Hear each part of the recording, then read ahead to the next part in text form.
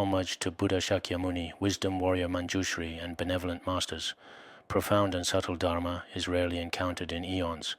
Now we can hear and follow it. May we realize the Tathagata's meaning. To liberate all beings, please generate bodhicitta before today's teaching. Now we will begin the final and concluding lesson on the profound and revered spiritual text known as the Praise to the 21 Taras. In this comprehensive lesson, we have essentially covered the primary and most significant merits, as well as the numerous and invaluable benefits that are inherently associated with the 21 Taras. Actually, if we were to go into every intricate detail and nuance of this extensive subject matter, there are some closely related Tara practice texts available in the Chinese language which provide further insights, and there are also some in Tibetan, but this time the fundamental aim is to give everyone a basic and comprehensive understanding of just how truly extraordinary the Tara practice is. With this profound understanding, I sincerely hope that in the future everyone will definitely and consistently apply its principles in daily life. I even hope that esteemed monasteries, revered temples, dedicated Dharma associations, and spiritual centers, indeed all these significant Buddhist organizations, will actively recite the Tara practice. I see that many of you, my Dharma friends, recite it very well. Sometimes when we participate in certain Dharma assemblies in Tibetan area, reciting the Tara practice is also very important, so everyone should know how to recite it. Reciting it in Tibetan is best. Often when they go to India or travel to other places, many of the Dharma assemblies involve reciting Tara. Some Dharma friends, after attending Dharma assemblies, will recite the praises to Tara when they return. There are such cases, and in the past this was not present in Han Chinese regions. Now, both methods of reciting Tara that we have are effective and very good. So in the near future, according to your different spiritual capacities, recently the men use one beautiful melody and the women use another harmonious melody, and both approaches are perfectly fine. I hope that in the future, in Han Chinese monasteries, Dharma associations, and temples, you will frequently promote the Tara practice. If this deeply sacred sound can be widely spread among many different Buddhist communities worldwide through devoted practice, based on my careful analytical inferential reasoning, many serious harmful obstacles to the precious enlightening Dharma should be completely and permanently eliminated. This includes personal practice, which will definitely encounter very favorable conditions. So I hope everyone will make efforts in this regard. Today we will also continue to discuss the praises to Tara. Actually, we have already talked about the praises to Tara before. Many great masters of the past had especially extraordinary connections and circumstances. Of course, there are also the profound experiences of other ordinary practitioners. We simply don't have the extensive time to describe all of them in detail, especially the more significant and impactful ones. Whether in ancient Tibetan area or in vibrant India, the great spiritual masters all had particularly exceptional and profound teachings. I also recall that when we have the opportunity, we will talk about the 50 verses of Guru devotion in the future. The author of the 50 verses of Guru devotion is called Bhavadeva. He actually composed the 50 verses on Guru devotion. I'm not sure if I've mentioned this before, but there was a very profound connection involved. At first, he was especially well versed in the Dharma, but his activities in spreading the teachings and benefiting beings were not very extensive. Later, he diligently kept praying and fervently wished to embark on a journey eastward to pay homage to a revered and ancient statue of Tara. During this arduous and extensive process, he absolutely needed to cross the vast and unpredictable sea by boat, and while he was out at sea, he was captured and subsequently held captive by the inhabitants residing on a remote island. He suffered greatly there. Not only was he unable to spread the Dharma, but he also couldn't benefit those sentient beings. Later, after he single-mindedly prayed to Tara, in his profound vision, Tara clearly told him, "If you were to sleep in a certain specific posture tonight, you would undoubtedly arrive at that very place tomorrow." He longed deeply and intensely for his cherished homeland. So, diligently following Tara's precise instructions, he lay down in that particular posture to sleep soundly. The next day, he really had arrived in his homeland. But after returning to his homeland, his original monastery had undergone truly tremendous and significant changes during that same historical era. Some of the great masters and eminent monks had already passed away. New currents of thought were constantly emerging. At this difficult time, he found it even much harder to successfully spread the precious Dharma and benefit beings. Things were significantly worse than before. At that crucial moment, he clearly realized the exact reason why his sincere efforts to spread the Dharma and benefit beings had failed this time. It was caused by the harm done to me by the people on that island who had kidnapped me. So he gave rise to some malicious thoughts, immediately formed the mudra of wrath, and recited some harmful mantras. As a direct result, the inhabitants on that island experienced a powerful earthquake, and the entire island subsequently sank into the sea. Later, when he recalled the negative karma he had created, he felt extremely ashamed. He then began to truly repent, and in order to fully atone for his past actions, he devoutly prostrated all the way from India to Wutai Mountain, which is the sacred site of Manjushri Bodhisattva. He intended to make this vow, but during this entire process, Tara also clearly told him, if you only prostrate in this manner, it may not necessarily purify all of your negative karma. If you truly and deeply think this way, then you should endeavor to create something extremely profound and truly meaningful, a comprehensive Dharma teaching that effectively guides all sentient beings to swiftly attain complete Buddhahood, and then leave this invaluable wisdom for the entire world to benefit from. This can truly purify your negative karma. Later, Master Bhavadeva, after many, many years of dedicated retreat, intensive spiritual practice, and profound discernment, in the end, he deeply felt that among all forms of spiritual practice, the fastest way to attain Buddhahood is to rely on a qualified spiritual teacher. So later, he composed the 50 verses on Guru devotion.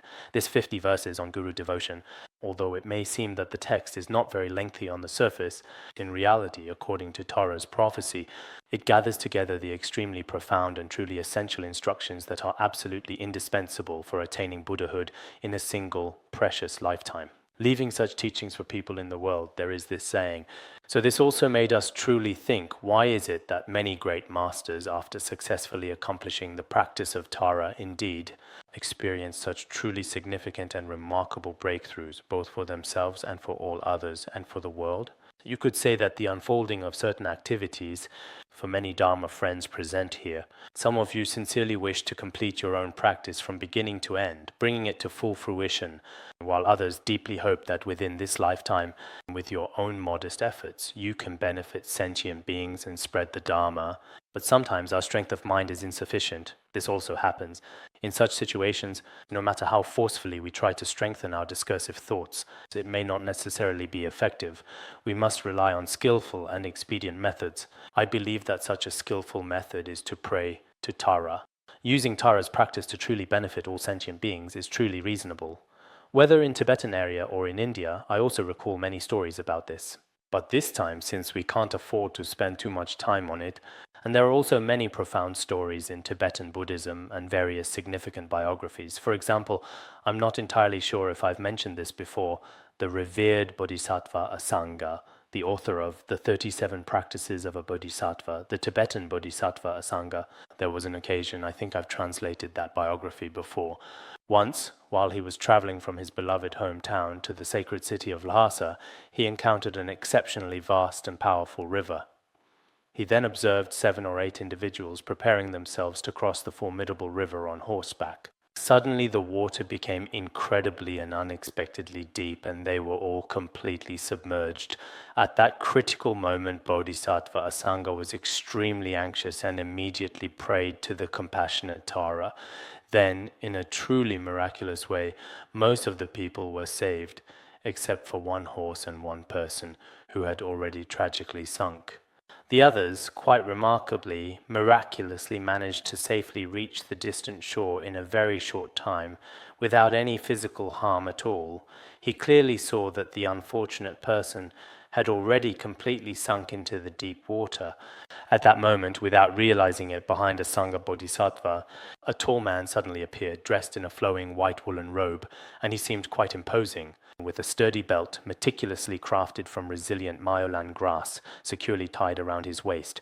This courageous person suddenly appeared and with a clear voice said, "I will go and save them." He then bravely jumped straight into the turbulent river, demonstrating incredible strength as he pulled the struggling person, who had unfortunately fallen into the cold water, out from its depths, and smoothly dragged him to the tranquil shore. After carefully pulling him completely to the shore, unnoticed by anyone, the man in white had already mysteriously disappeared without a single trace. Everyone present was utterly amazed and immediately asked Asanga Bodhisattva what exactly had happened. Asanga Bodhisattva said, "I truly don't know either. It's truly quite extraordinary. I genuinely don't know what exactly happened." Then many people said, "This must undoubtedly be the profound blessing of Tara." Asanga Bodhisattva also said, "As long as we pray with sincere and deep faith, the three jewels will never ever deceive us. It must have been the compassionate Tara." So, in our daily lives, whenever we ourselves, whether facing significant collective difficulties or when various obstacles arise, it is very important and truly beneficial to pray to the revered Tara. And even in our personal lives, actually, ordinary people often encounter situations that feel very unfavorable or that need to be resolved immediately. In such challenging cases, we should earnestly pray to the compassionate Tara, seeking her divine guidance and assistance. I believe that in the future, the fourfold assembly of Dharma friends in China will also have many spiritual responses. At that time, we can specifically compile all these accounts of responses from truly praying to Tara into a very thick and comprehensive book. But it would be truly best if there are no falsehoods in this book. Genuine spiritual experiences are certainly nothing to hide. In the comprehensive biographies of Buddhas, Bodhisattvas, and some truly great masters of the past, there are many miraculous accounts, whether through compassionate Tara or the powerful blessings of other enlightened holy beings, of extremely rare miraculous events carefully recorded in sacred biographies. I think everyone should always sincerely pray to beloved Tara at all times and in all places. She can completely relieve all the deep mental sufferings of oneself and others. This is absolutely extremely important. In fact, when we sincerely pray with devotion, compassionate Tara is always faithfully by our side. There was a devoted disciple of the previous great Nona Rinpoche, Professor Fang Yu. There was a remarkable elderly female Professor Fang Yu, who was said to have lived to be 100 years old. She was an accomplished practitioner of Tara and was of Han ethnicity. She often used an analogy. What was her analogy? She said that Amitabha Buddha is like the president of a country. Avalokiteshvara Bodhisattva is like a provincial governor or a mayor. And Tara is like the director of the neighborhood office. She said, if we want to approach the president, the governor, or the mayor, there are certain difficulties when something happens. But if we turn to the director of the neighborhood office nearby, it's very convenient. So she is actually a manifestation of Amitabha Buddha and all the Buddhas and Bodhisattvas. Whenever something comes up, we should consult her. Actually, I think on the surface this seems like a very worldly analogy, but in reality the profound and magnificent manifestations of the Buddhas and Bodhisattvas are indeed inconceivable. You could certainly say that Tara is inseparable from Amitabha Buddha and the compassionate Avalokiteshvara Bodhisattva. In our daily lives she can indeed appear in every detail. So, no matter what kind of challenging situation you may encounter, including in Tibetan area for all sorts of big and small matters, people often turn to Tara. There are even cases where thieves recite Tara's name when they go out to steal something, and then quite unexpectedly they return smoothly, often without any prior indication or warning. Next, let's talk about the following important aspects. Today we are praising her activities, which are divided into 6 aspects. Today we are deeply discussing the third crucial aspect of our topic, specifically praising her for her remarkable ability in effectively dispelling malice and ill will. So the particular verse we are about to examine is as follows. Reverential homage to the Blessed Holy Tara, who gracefully dispels all harmful forms of deadly poison, holding a radiant luminous moon as bright and expansive as the vast infinite sky in her compassionate hand, continuously reciting the sacred powerful sounds of the syllables Da and Apa, through which she completely and utterly eradicates all poisons without any exception whatsoever. Here it is clearly saying, to whom exactly are we indeed paying homage to? It is to the Holy Tara who dispels poison, also known as Peacock Tara, because the magnificent, majestic peacock, through its inherent natural power, can directly and effectively eliminate various harmful Naga illnesses and afflictions, and it can also thoroughly dispel all dangerous Naga poison. In some ancient texts, she is often called the beautiful Peacock Tara, and also the Holy Tara who dispels all poison. This holy Tara, who is known for her power to dispel all forms of poison, possesses a pure white-colored body. In her hand, she gracefully holds a luminous moon, which shines as brightly as the vast and open sky. Actually, on the beautiful Utpala flower that she gracefully holds, there is a truly bright, pure, and luminous moon. This kind of bright, pure moon is like a celestial lake or a white ocean of pure nectar in the heavens. This is a metaphor based on color. On the Utpala flower she holds in her hand, there is the appearance of a luminous white ocean of nectar from the heavens, a bright, pure, and radiant moon. Upon this, there is this moon, and the light of this moon can effectively dispel all the various inner poisons of sentient beings, the three poisons of greed, anger, and ignorance, as well as external poisons such as mixed toxins, poisons in food and drink, and even poisons encountered by sight, and so on. There are many kinds of poisons, all of which can be eliminated, and through our continuous and devoted chanting of the sacred name of Adara and the resonant, powerful sound of Pad, it is as if you are diligently reciting the profound and protective mantra of the revered peacock Tara. Om Dare Darab Sirab Posha Darab Pad. The traditional back of the sacred Tara mantra is Om Tare De Tare Dere Soha. Add the powerful Se Rao Po Sha Darao Pade before Soha. In this particular case, there is a significant darao in the front and a corresponding darao in the back, and the important word pad. So this is the truly very famous Serao Posha Darao Pade. Om Tare Tare Tare Om Tare Tare Tare Serao Basha Tara Pad Suha. Soha can achieve a state of profound spiritual connection by diligently and repeatedly chanting the sacred and ancient sounds of Adara and Pa, which are believed to hold immense power. It can completely and utterly eliminate all the poisons in the entire world. The most terrifying and insidious thing about all inner and outer secrets is truly the poison of ego.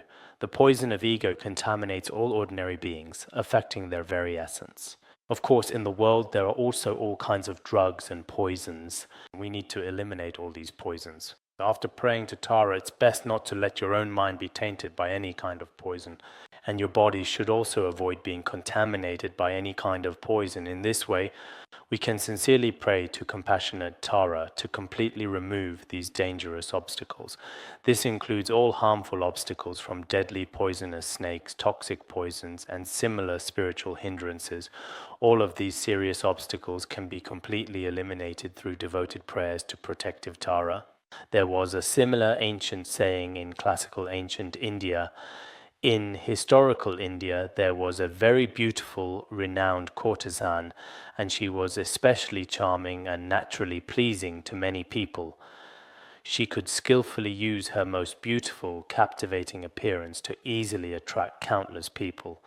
On one particular occasion, a wealthy merchant said to her, if she spent one entire pleasant night with him, he would generously reward her with 500 extremely precious rare pearls. After they made the formal binding agreement, the beautiful courtesan gracefully accepted. At evening dusk, she carefully set out for the designated meeting place, and on the long winding way, she passed through a dense, mysterious forest. While in the dark forest, she became rather tired and wisely decided to rest for a bit. At that very moment, quite unexpectedly, a highly venomous snake suddenly appeared and began to tightly coil itself around her. In that terrifying instant, her previous desire completely transformed into an overwhelming, paralyzing sense of sheer terror. At that moment, she remembered that it was said in the world that if one prays to Tara, then Tara can effectively dispel all obstacles, such as dangerous and venomous snakes. Then she prayed desperately and with all her might, and after praying with all her heart and soul, even profound compassion miraculously arose in the mind stream of the deadly venomous snake, and before she knew it, the creature began to peacefully leave. So whenever we encounter any kind of terrifying terror, it is indeed absolutely necessary to devotedly pray to protective Tara. There was also such a similar saying in classical ancient India. Once, a teenage girl was passing by and saw a rampaging elephant. In fact, rampaging elephants in India are extremely dangerous. As soon as they clearly perceive a person approaching, they violently trample them to a gruesome death with their powerful four legs, and their crimson blood is splattered profusely everywhere, as if painting vivid, macabre characters. At that extremely critical moment, the enormous wild elephant wrapped its powerful, massive trunk tightly around the young, innocent girl's fragile body and was about to brutally kill her when she suddenly had the profound sacred thought in her trembling heart to earnestly pray to Tara. As soon as she fervently prayed to Tara, a deep feeling of profound compassion miraculously arose in the great elephant's mind stream at that very special moment. Then it gently placed the young girl in the middle of a bustling, crowded city, full of many people coming and going, and then respectfully bowed to her. They brought the young girl into the monastery once again and had her reverently receive numerous prostrations. Then they carefully took her outside the grand palace, and remarkably, even the majestic elephant humbly prostrated itself before her. This extraordinary event occurred because the prince was imminently about to get married. Later, people throughout the kingdom also began to deeply ponder and think that since even the powerful elephant had shown such profound respect by prostrating to her, such a truly blessed and virtuous woman should indeed be worthy of the esteemed prince. She later became the revered princess consort. I firmly believe this remarkable outcome was entirely due to Tara's profound blessings. An ordinary person, if they pray with sincere and single-minded devotion. In fact, in the praises to Tara, it is also mentioned that if you truly wish for a beloved child, you can certainly have a precious child. If you earnestly wish for abundant wealth, you can undoubtedly obtain substantial wealth. If you deeply desire elevated status, or any of the numerous and various essential things people genuinely need in this complex world, such as so-called peace, happiness, health, and so on, all of these can be attained through Tara's blessings. Just like in Chinese Buddhism, actually, Avalokiteshvara Bodhisattva, the great compassionate Avalokiteshvara who relieves suffering and rescues those in distress. He is actually quite similar to Tara. He might not only be like a provincial or city governor, but also potentially a significant figure. Sometimes when Avalokiteshvara is around and Tara is off duty, he also regularly goes to the local neighborhood office to serve as the capable director. There are indeed many such remarkable cases too. So, compassionate Tara possesses many extraordinary worldly merits and virtues. Everyone should truly deeply understand this important truth. Once we fully comprehend and understand, we will certainly develop a strong, unwavering faith in Blessed Tara. Even when we see stone statues carefully made of rock by the roadside, whether it's a wooden statue meticulously carved from wood or a vibrant thangka skillfully painted by an artist, no matter what kind of statue it is, everyone should truly feel profound joy upon seeing it. We should give rise to a sense of reverence, and with this reverence and joy, the obstacles within our own mind streams can also be dispelled. Sometimes we can see that some great masters in history, in fact, when these truly great masters were still quite young, it should be said that they were remarkably similar to ordinary people in many significant aspects in various ways.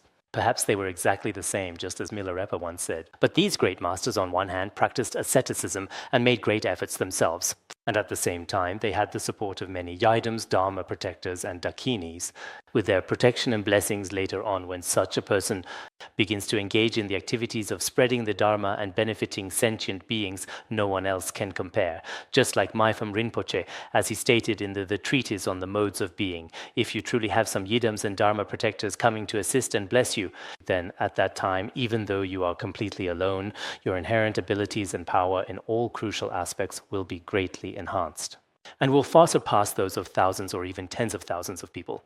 This is something that should be evident to all of us. Therefore, everyone must, from the very depths of your heart and soul, diligently work to completely eliminate all lingering doubts, erroneous thoughts, and incorrect views that may reside within you. It is absolutely crucial to be sure to establish a particularly correct and righteous perspective. Make it a consistent and deeply ingrained habit to pray often and frequently in your daily life, allowing it to become a natural and integral part of your spiritual routine. Personally, I think I am fairly good in this regard. Perhaps it's due to the environment I grew up in since childhood. No matter what it is, as long as I have a bit of free time, I have great and profound faith and immense joy toward all the Buddhas and Bodhisattvas. Whenever I have a precious moment to spare, I naturally and frequently remember to sincerely pray to them with deep reverence, including their beautiful and sacred images, whether they are thangkas or intricately sculpted statues. Whenever I am fortunate enough to see them in any environment, an incomparable and profound sense of joy truly arises within my heart. I personally consider this to be a small yet very significant virtuous root. In fact, everyone should cultivate this kind of virtuous thought. It is very important to habituate oneself to such wholesome and positive thoughts, as will be discussed next. That is the fourth point, dispelling conflict and bad dreams, and offering praise, homage to the mother, who is greatly revered by the heavenly kings, upon whom both gods and non-human beings alike profoundly rely. Her truly majestic power, clad in protective armor and filled with joyful energy, effectively dispels all conflict and every bad dream. She is commonly called the mother revered by the heavenly kings, or alternatively, the Great White Umbrella Mother. She can also be referred to as the Great White Umbrella Mother. In fact, Tara, from the perspective of the Dharmakaya, she is truly the mother of all Buddhas, Samantabhadri, the primordial Buddha. From the Sambhogakaya aspect, she can also be called Vajravarahi or Vajrayogini, both significant names. From the Nirmanakaya aspect, she profoundly manifests as the revered goddess Sarasvati and numerous other worldly goddesses, including the benevolent Lakshmi, the wise Sarasvati, and indeed all female deities across various traditions.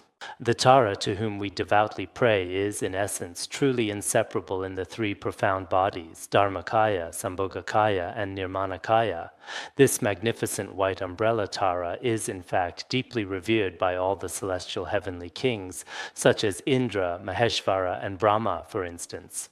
All of these heavenly kings, without exception, show her respect. If even the heavenly kings pay her respect, then it's needless to say that human rulers should as well. Presidents, prime ministers, kings, and heads of state from any country, all of them should definitely pay homage to the revered Tara. No matter which country's prime minister it is, I think they should, since even the kings of the heavens bow to her, how much more so should those in the human realm. After all, being the leader of billions of people on this vast earth isn't really that significant. That's how it should be said. And then, as for celestial beings, and in this world, there are also many mountain gods, powerful river gods, ancient tree gods, indeed, many kinds of revered deities. There are also non-human beings, including some asuras, as well as various yakshas, fierce rakshasas, hungry ghosts, and so on.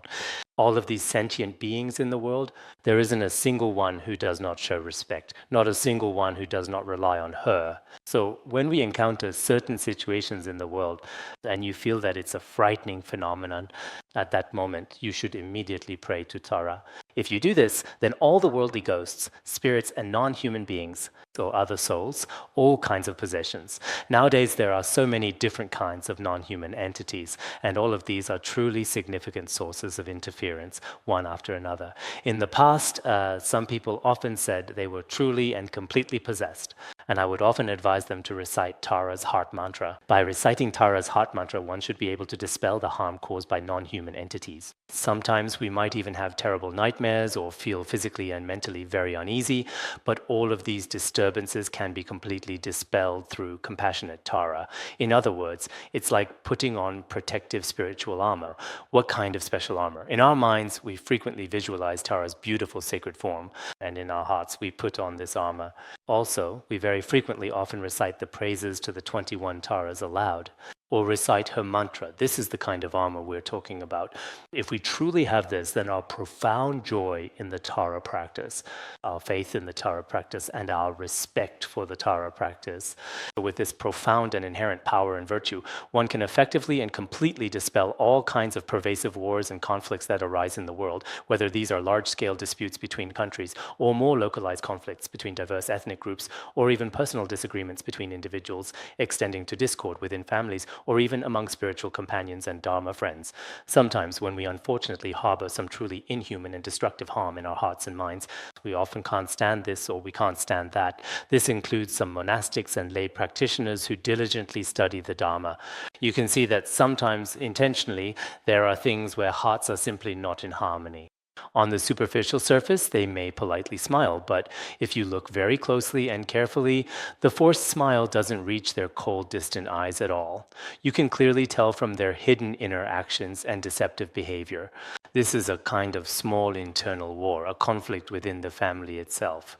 A major war refers to wars between Eastern and Western countries. Just like World War II and World War I, in fact, many families also experience very similar situations within their own homes, their very own World War I and World War II. Some people have already completely lost or sacrificed themselves in these world wars. There are indeed cases like this too. And then, unfortunately, there are nightmares. There are all kinds of reasons for having nightmares at night.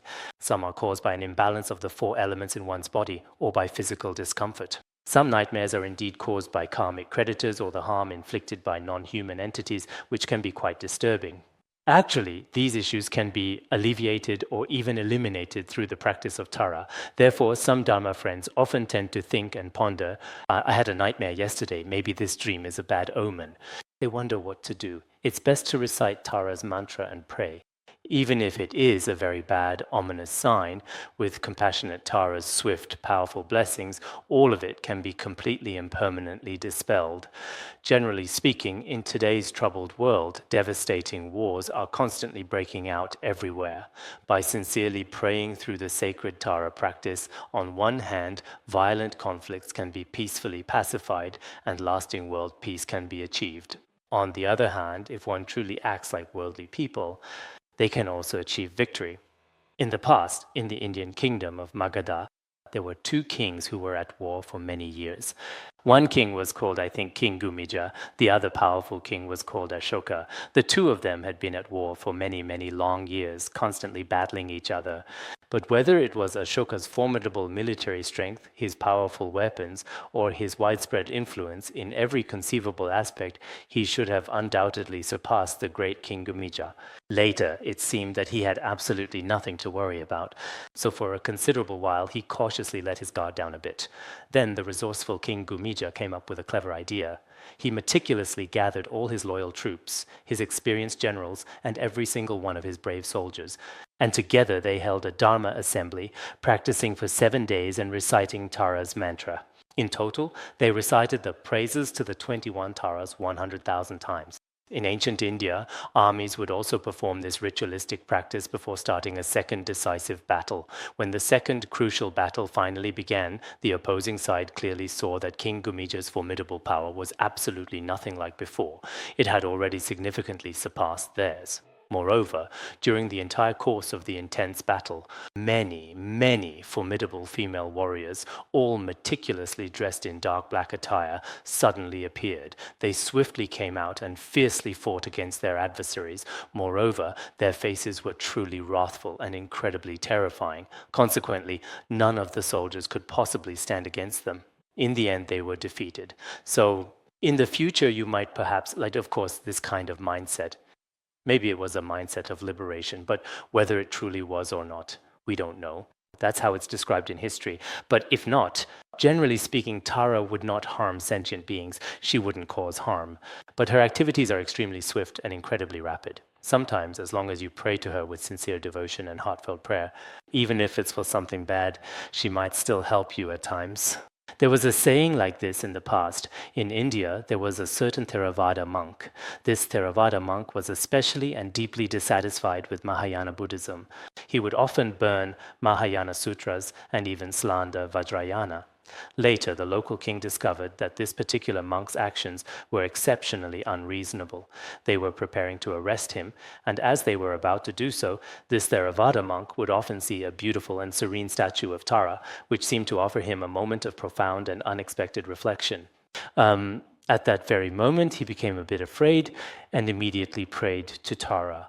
Then Tara appeared and told him that right next to the statue of Tara, there was a particularly small pit about the size of a bowl. She instructed him to go inside it. He thought to himself, "My body is so big. How could a big monk like me possibly fit inside this?" But without realizing it, because those people were about to catch him, when he truly thought about going in, he actually managed to successfully hide inside. Thus, he avoided this disaster. From that moment on, he also developed a very great and profound faith in the sacred Tara practice. On the surface, it seems as if Tara had actually helped an evil person who had slandered Mahayana Buddhism. But in reality, as long as one sincerely prays to her, then her infallible interdependent arising will temporarily help that person. Ultimately, over time, you may also awaken. You will develop a profound sense of remorse for the negative karma you have created in the past. And this understanding will guide your future actions and spiritual growth. So I think no matter what kind of nightmare or troubling experience we encounter in life, or when an unfortunate or difficult situation arises, it is helpful to immediately pray to Tara with sincerity. In the past, when I was herding yaks in the fields, I often found myself in such situations. I always prayed to Tara whenever I genuinely couldn't find my yaks. In any given situation, sometimes I felt quite embarrassed, truly troubling Tara with such trivial matters. But at other times, I was really quite anxious inside. Having this habit truly brings extraordinary blessings. Everyone should also consider that if some things do not come to full fruition, we really shouldn't develop wrong views. It should be because of our past lives, because of Tara. If you created certain karma in your past lives, there are some particular karmas that must ripen on you. In that case, not even Tara, no one can do anything about it. That cause and effect has already been completely set. But as long as there is some genuine chance for a successful rescue, then her continued activity, especially for us, we must pray with very strong and unwavering faith. Just like when we previously talked about the 7-line prayer, see if you have any feelings yourself, for example, during the process of your prayer. Whether you are praying to Tara or to Guru Rinpoche, during this process, you yourself have a particularly strong and profound feeling and develop a great and unwavering faith in them. At that very moment, the other party will also be deeply moved. But if you're just idly dozing off, not truly feeling anything at all, just reciting this mantra anyway, Om Tare Tutare Ture Soha, then can this kind of attitude, this particular mindset, truly lead to the desired outcome? Of course, there is profound merit in this approach. There is definitely significant spiritual benefit and positive karma generated. Indeed, there is certainly great merit, but sometimes the dedicated and focused practice of the Yidam, the meditational deity, is still somewhat directly and significantly related to your own personal actions and overall mindset. This is indeed the crucial fourth point that we need to consider. The 5th verse is praising her for miraculously dispelling dangerous plagues and diseases. Reverential homage to the blessed Holy Tara, who completely dispels terrible epidemics, whose radiant eyes shine brilliantly like the bright sun and luminous moon. By devoutly reciting Ha-a de da-a, all fierce plagues and diseases are eliminated. She is also called the Hermitage Tara. There is such a traditional saying. She is also widely known as the Holy Tara, who effectively dispels all plagues and who completely eliminates all kinds of epidemics. In actual divine fact, her sacred radiant body color should be beautifully reddish yellow with shimmering golden hues and luminous celestial tones. On the beautiful Utpala flower she gracefully holds is a precious treasure casket, and inside the casket is the divine nectar of immortality. This sacred nectar is gently sprinkled to thoroughly purify the physical bodies of many sentient beings who are suffering from various forms of illness and affliction. It effectively dispels their various plagues and widespread afflictions, and moreover, this revered Tara, her 2 luminous eyes brilliantly shine with the magnificent radiance of the glorious sun and the serene moon. They dispel all kinds of suffering and illness within the mental continuum of all living sentient beings. Also, when we carefully recite the 2 sacred mantras, Harao and Dedarao, and when we devoutly recite Tara's profound heart mantra and the heart mantras of Harao and Dedarao, through these powerful and sacred mantras, all epidemics can be truly and effectively dispelled. This mantra is actually Om Tare Tutare Namo Hara Hara Hong Hara Suha. Tare Tutare, this is the sacred beginning part of the mantra. Om Tare Tutare, this important part is exactly the same as before. Then we continue and say, Namo Haro Hara Hum Haro Soha, with deep reverence. Here, Tutare is specifically included, and there are also 2 haros. Namo Haro Hara Hum Haro Soha, a sacred and powerful mantra. Through the profound and sacred power of this mantra, all manner of devastating plagues and debilitating diseases that afflict the world, including the historically terrifying and still quite frightening condition of leprosy, which continues to pose a significant global health challenge even in our modern era, as well as other severe ailments such as the pervasive threat of cancer, the devastating impact of AIDS, and a multitude of other serious and debilitating illnesses, can also be swiftly and completely eliminated through the benevolent and miraculous blessings of the compassionate Torah. In the distant past, there were indeed well-known stories like this in the ancient land of Tibetan area as well. It is widely said that in one particular place, a devastating plague broke out and almost all of the local people were completely wiped out. Later, after trying absolutely everything, they simply couldn't find any viable way to survive. On a nearby, secluded mountain, there was a dedicated practitioner who had been in solitary retreat for many years. So they went to ask him for help. He used divination and observed the situation with his wisdom. And he instructed everyone to hang the vibrant Tara prayer flags everywhere throughout the entire area. In Tibetan area, there are not only prayer flags for Tara, but also many vibrant and colorful prayer flags dedicated to the revered Avalokiteshvara and the powerful Vajrasattva. Then, in accordance with the profound teachings of the experienced practitioners, everyone diligently recites Tara's beautiful praises and sacred scriptures, and countless Tara's prayer flags are meticulously hung everywhere on the surrounding trees. Later, the gentle blessed wind that blew through the sacred prayer flags profoundly touched the local people, and from that precious moment onwards, all epidemics were completely and miraculously dispelled forever. Such devastating things never happened again. So generally speaking, when dangerous epidemics or very serious infectious diseases unfortunately occur or threaten to occur, at such times, of course, on the one hand, we should also consider modern medicine and its advancements. But some practitioners, after falling ill, just wait for death, not believing in Chinese medicine, not believing in Tibetan medicine, and not believing in Western medicine either. In fact, this lack of faith is not good. I think we should also have faith in the incredible power of medicine.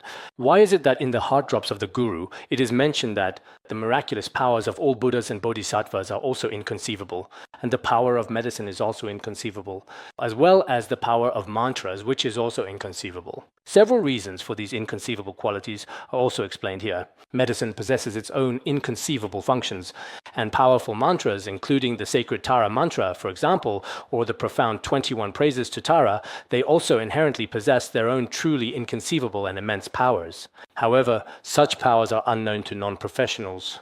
For example, someone who has never studied medicine might find traditional Chinese medicine very strange. How could a bunch of herbs mixed together possibly cure illness?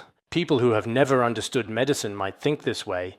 In precisely the same way, when it comes to written words now, why do these very few words possess such profound power? Some time ago, I had the opportunity to meet a wise teacher. He thoughtfully asked, "Why does the act of spinning a prayer wheel truly generate merit?" Later, I explained some things to him as well, because indeed, he harbored some wrong views in his mind. He also didn't understand the effects of many mantras in the world. And there are also some principles of natural law. Many of these he didn't understand either. But perhaps these complex things can only truly be understood after a very long and dedicated period of study. If I had never, ever come into contact with any prescriptions at all, it would be hard for me to accept it all at once. I often find it quite fascinating when I see traditional Chinese medicine practitioners. I also often mention this in my classes. Generally, when a Chinese medicine doctor diagnoses an illness, it's quite simple. They insist on checking your tongue. Let me see, your eyes. Yes, okay, you can go now. They prescribe some Chinese medicine, which is very simple, but in fact, they have their own secret techniques. If there are secret techniques, but someone who doesn't understand them, like me saying Chinese medicine is unreasonable, then that's extremely unreasonable. The same logic applies here. For people who aren't experts in Buddhism, non-experts might think, how could Buddhism involve things like prayer flags hanging on the mountains, holding prayer beads, spinning prayer wheels, and reciting scriptures? Aren't all these things just unnecessary? This is because we live in a materialistic environment, in this kind of life. It's understandable to have such negative thoughts. But if we haven't truly and fully understood the profound blessing of its real meaning, just like in our The Great Illusory Net, treatise on the treasury of luminosity, later it specifically discusses the merits and blessings of meditative concentration and the merits and blessings of mantras. Once these are explained, we understand. Not only do we understand, but there is also no evidence that can refute these views. So there are many truly mysterious things that our eyes simply cannot see, and many powerful forces we simply cannot physically touch when we actually encounter them. We have no choice but to acknowledge the existence of such forces, let alone those profound meanings of the Dharma that we have not yet fully realized in our hearts. There's even less need to mention the deeper meanings of the Dharma. So, regarding these issues, nowadays Buddhists must engage in a systematic study of their teachings and practices. On one hand, it is necessary to dispel our own doubts and wrong views. On the other hand, when we are spreading the Dharma, there are still many people around us. Some deliberately make things difficult for you. Some truly do not understand. Their minds are clouded by ignorance and delusion. There are all kinds of situations. At such times, Buddhists cannot simply remain silent and just nod their heads, or say, "I'm busy, I can't do it, I have something to do today, so I won't answer you." Such excuses, according to Buddhist logic, are a kind of pseudo-debate and are unreasonable. Therefore, it is truly important that we, in collaboration with all the relevant people and individuals, frequently and consistently provide some positive and clear explanations of the profound Dharma teachings. This is indeed extremely important and holds great significance. This now brings us to the fifth crucial point, does it not? And finally, the very last one, which is the sixth point, is to diligently accomplish all activities perfectly and to sincerely offer praise and commendation. Homage to the glorious Mother Tara, who establishes all three realities, truly possesses the profound power of peaceful subjugation and effectively subdues malevolent demons, restless zombies, and fierce yakshas. This is indeed a heartfelt homage to the glorious Mother Buddha. We often reverently refer to her as the glorious Tara. The body color of the glorious Tara is a pure and radiant white. On the delicate pistil of the beautiful Utpala flower in her hand, there should be an auspicious and shimmering golden fish. This sacred image is truly profound and deeply revered. There should be this distinct symbol on it. I'm not entirely sure if you can clearly see it. Is it truly there, present and tangible? Yes, indeed, it is undeniably there. So the crucial question arises, how exactly do we engage in practice and cultivate a meaningful connection with this revered and sacred Holy Tara? The comprehensive and detailed method of practice which guides us through this spiritual journey is precisely as follows. For glorious Tara, we carefully utilize the three most profound syllables, Om, Ah, and Hum, which distinctly represent the three fundamental realities. The brilliant, radiant white Om is precisely positioned at the crown of the head. The vibrant red Ah sound is positioned at the throat, and the serene blue Hum sound is located at the heart. They emit three kinds of light. This transforms the body, speech, and mind of all sentient beings into the three Vajras. They become the three Vajras of the true nature of Om, Ah, and Hum. Establishing all three realities, these are the three syllables of ultimate reality, Om, Ah, and Hum. This truly allows many sentient beings to genuinely possess the profound and lasting power of pacification and inner peace. What is the power of pacification? Normally, our body, speech, and mind do not possess true wisdom, deep compassion, unwavering faith, and many other such essential qualities. Our pervasive greed, intense anger, and profound ignorance, all these debilitating afflictions are effectively pacified. This significant transformation brings about the true virtuous power and considerable merit. At such a time as this, one can utterly destroy all malevolent evil spirits and insidious heretical forces that exist throughout the world, as well as vanquish terrifying zombies, cunning yakshas, menacing rakshasas, and so on, all manner of non-human beings, wicked evil deities, and truly malevolent spirits that infest the world. All of these can be destroyed.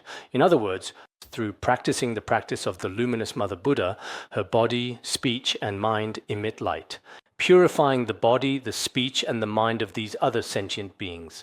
This brilliant light pervades all non-human beings and all demonic beings, indeed all beings in the entire world that are unfavorable to our spiritual practice, completely eliminating the evil thoughts and negative intentions within their mind stream and purifying them fully, and allowing them to also attain happiness.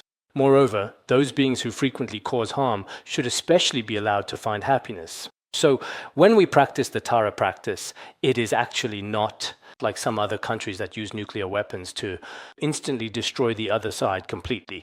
It's not like that. This should be considered a particularly powerful and effective method of practice. The other side is also completely freed from such suffering. I'm not entirely sure if I've mentioned this before.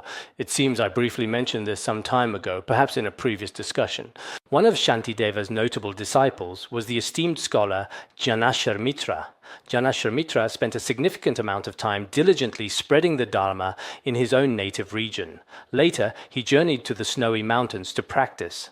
Afterwards, he was invited from elsewhere and subsequently went to another village. When he eventually arrived at that other village, we can also learn from historical accounts that at that particular time in India, the harm caused by the yakshas and rakshasas was extremely severe and widespread.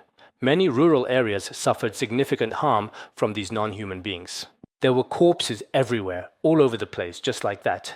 At that very moment, he clearly saw one of the lifeless corpses slowly begin to stand up. Then it started chasing him. There are actually many similar stories from old Tibetan area. It seems there were such stories in Han regions too, where corpses would rise. But nowadays it seems that real cases of corpses rising no longer happen. Last year, for a period of time, there was a Dharma friend who, just before falling into a deep sleep, unexpectedly saw a lifeless corpse. He was so intensely afraid that the deceased body would suddenly stand up during the dark hours of the night that he found himself unable to sleep for the entire night, he recounted. But generally speaking, nowadays you don't really hear about such things anymore. In the past, however, there truly were sometimes astonishing cases of deceased corpses actually rising. This particular corpse got up and started relentlessly chasing the venerable Master Jitian. At that critical moment, Master Jitian skillfully used a powerful Vajra peg. He then devoutly recited the sacred Tara's mantra and carefully placed the potent peg directly onto the risen corpse. As a result, the corpse immediately collapsed to the ground. Moreover, its consciousness was transferred to a pure Buddha land. At that time, through Tara's blessings, sweet rain descended from the sky. After the sweet rain fell from the sky, all of the people who had tragically died in the area were miraculously revived. There are such incredibly, extremely rare stories. So I think many people pray to Tara, who is the Radiant Mother Buddha. In the past, the Institute also specifically recited the mantra of the Radiant Mother Buddha. We have also recited some of the most sacred and profound prayers to the Radiant Mother Buddha. Therefore, in the age of degeneration, our spiritual practice will often definitely encounter some significant obstacles along the way. Some individuals initially believe that life is profoundly and consistently very happy, but a closer examination reveals that in reality, that is often not entirely the case. We should strive to truly understand and accept the fundamental truth that life, with all its inherent complexities and challenges, is ultimately characterized by suffering. The profound fact that life is indeed suffering is something everyone should truly come to realize. If we truly understand this, originally we truly did not possess the courage to confront suffering. However, we now understand that the fundamental nature of existence is indeed suffering. How do we face it? How do we understand it? And how do we skillfully transform this deep suffering into the spiritual path?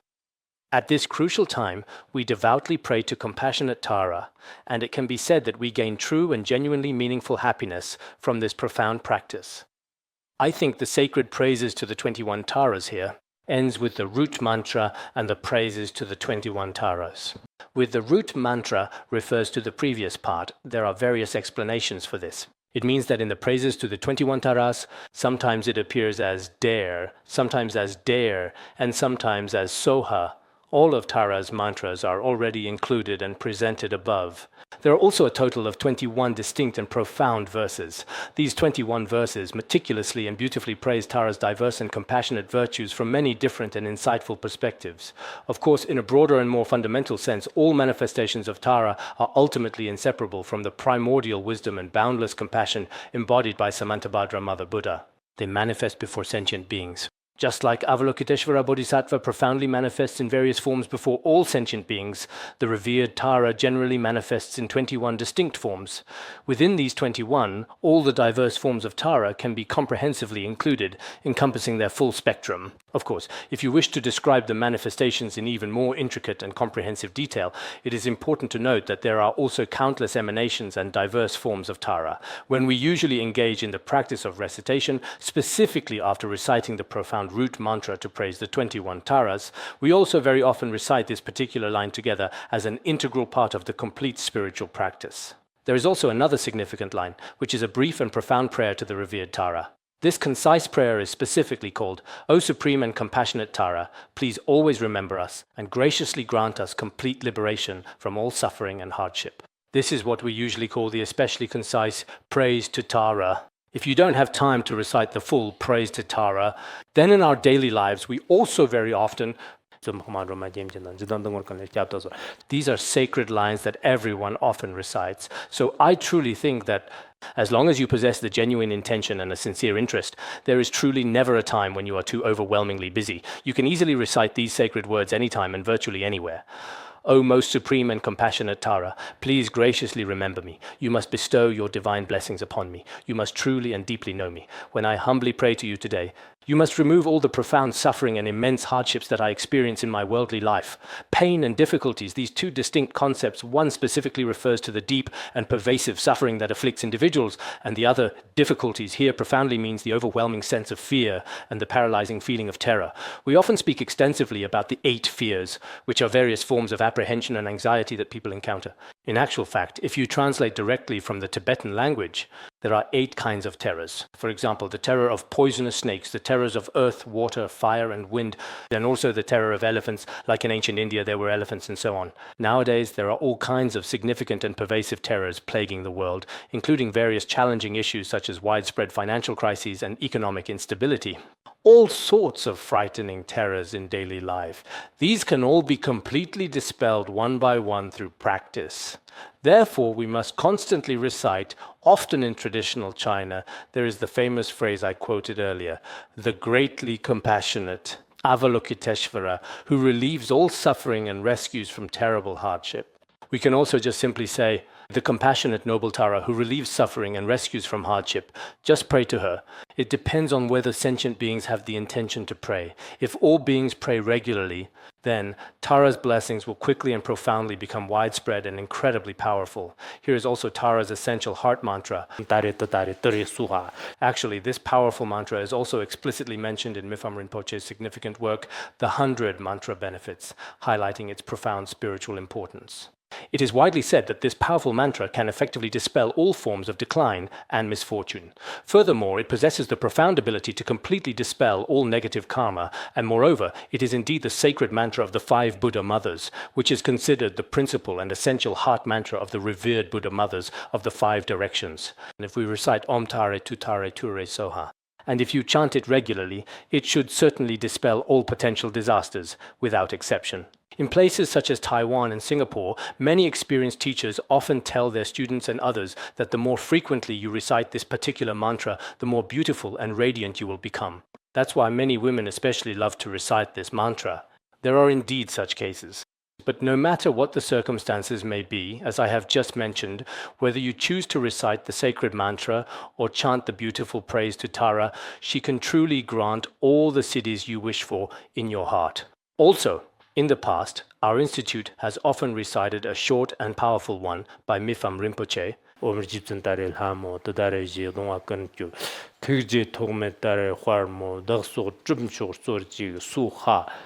this before, right? No? Right? Oh, you have recited it 700,000 times at that particular point in time when His Holiness was actually present here, right?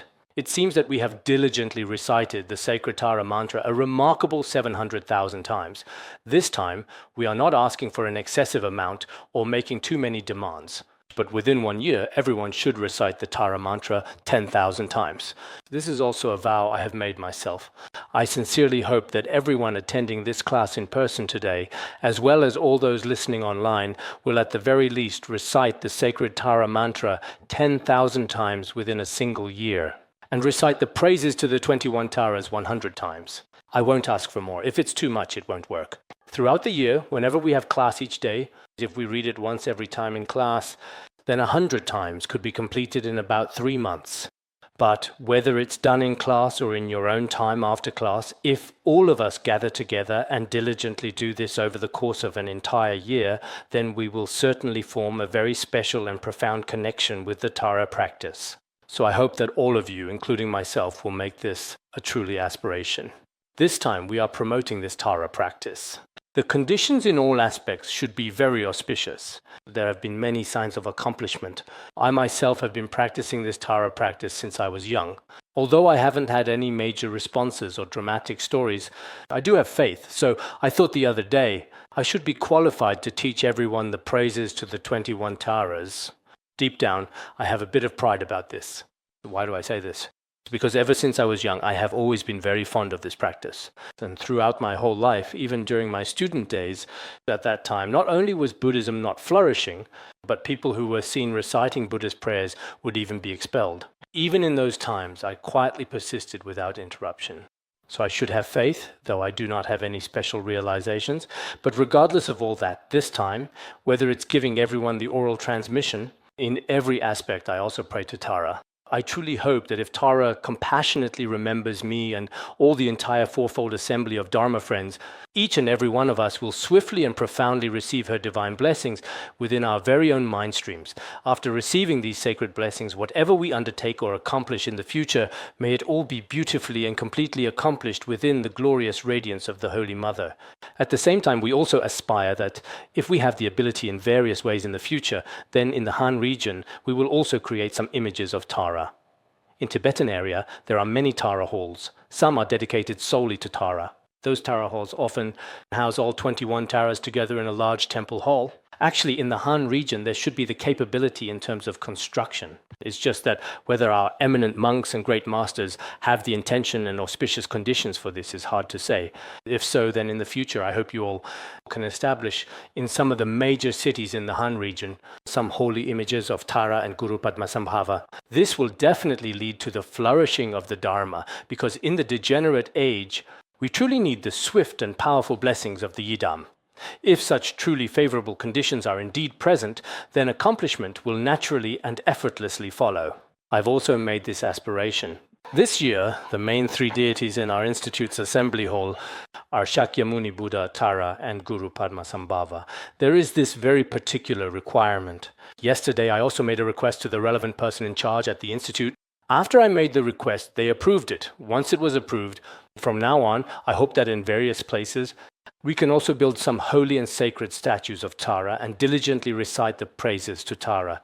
In this way, I truly believe that our own personal obstacles and the obstacles to the Dharma as a whole will definitely be completely dispelled. In the end, everything will go smoothly and effortlessly. All right, I'll stop here.